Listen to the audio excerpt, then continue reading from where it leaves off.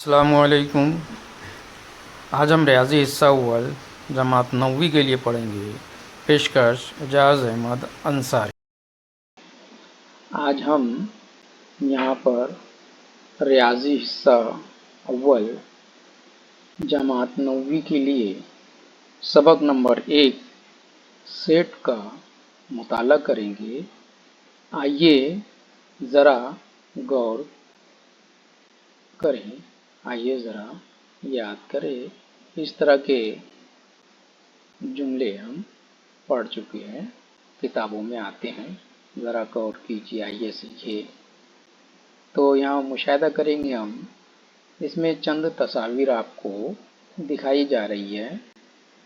इसमें 5 तस्वीर में से जो पहली तस्वीर है, इसमें फूलों का गुलदस्ता है। दूसरी तस्वीर में चाबियों का गुच्छा है।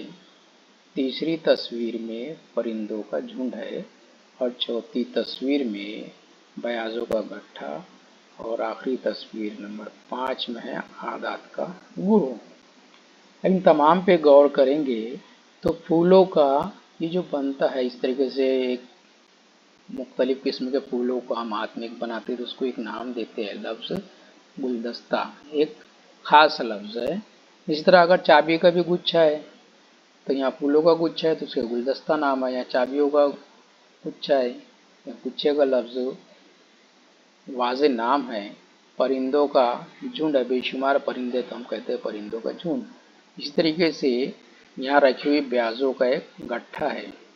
जैसे इसकी जगह आपके दफ्तर जो आ गया तो दफ्तर में क्या ब्याज और किताबें दोनों भी शामिल होती है। इस तरीके से यहाँ आदात दिए गए हैं, तो ये आदात का ग्रोह है। इस पे गौर करेंगे तो 1 से लेके 12 तक आदात है। सिर्फ 12 तक नहीं है बल्कि उसके आगे 3 निशान दिया गया है। इसे पहले, दूसरे, तीसरे निशान को ऐसा 3 नुक्ता रहता है।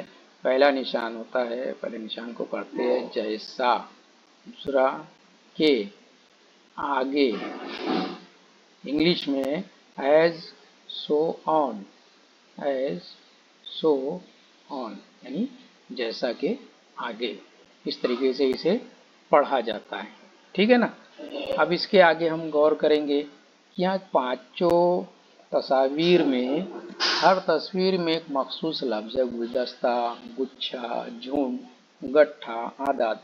इससे समझ में आ रहा है हमको कि ये एक मुकम्मल लफ्ज़ है, एक जुमले को वाज़े तौर पर बयान कर रहा है। तो इस तरह के जुमले को जो है हम सेट कहेंगे। इनका शुमार सेट में होगा, इन तमाम का शुमार सेट में होगा। जैसा कि यहाँ लिखा हुआ है, मज़कूरा वाला हर चीज़ों के ग्रोह के लिए हम ख़ास लफ्ज़ इस्तेमाल करते हैं। इन तमाम मिसालों में ग्रोह के अरकान को बिल्कुल वाज़े, सही और वाज़े तौर पर बता सकते हैं। चीज़ों के ऐसे ग्रोह को हम सेट कहते हैं।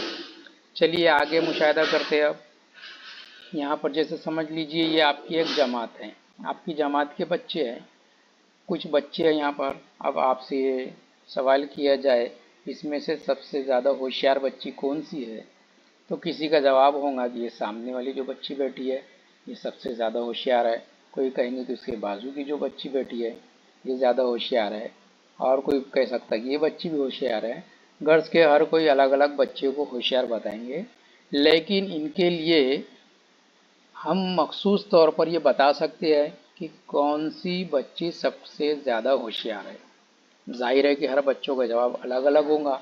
तो इस तरह का जो ग्रुप होगा, इसमें जमात के होशियार बच्चे, ये जो होशियार का लफ्ज़ आ रहा है, होशियार एक वाज़े लफ्ज़ है, लेकिन इस मिसाल में वाज़े नहीं हो रहा है कि कौन होशियार है।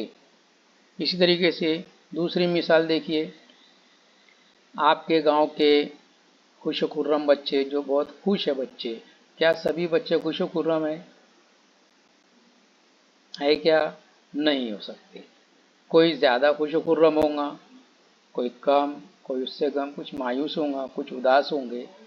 तो यहाँ जो दूसरी मिसाल है, इसमें भी जो मजमूआ दिख रहा है हमको खुश खुर्रम, ये वाज़े नहीं हो रहा है कि सबसे गांव में जो है कौन सा बच्चा सबसे ज़्यादा खुश खुर्रम है। आपकी जमात की कौन सी बच्ची, कौन सा तलबा जो है सबसे ज़्यादा होशियार है, ये वाज़े नहीं हो रहा है। तो इस तरह के सेट को हम, इस तरह के ग्रो को सेट नहीं कह सकते। चलिए आगे बढ़ते हैं, कुछ मिसाल की तरफ गौर करेंगे। अब जेल में कुछ मिसालें दी